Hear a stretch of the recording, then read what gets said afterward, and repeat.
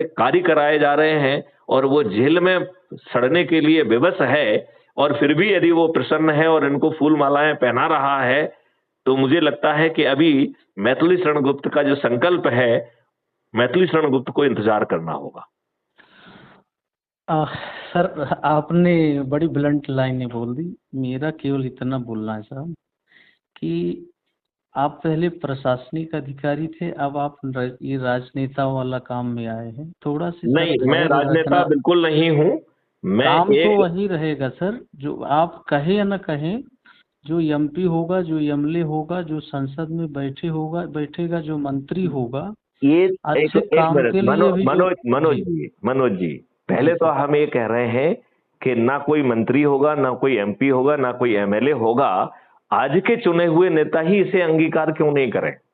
पहला प्रश्न तो ये उठता है। यदि यही लोग इसको अंगीकार कर दें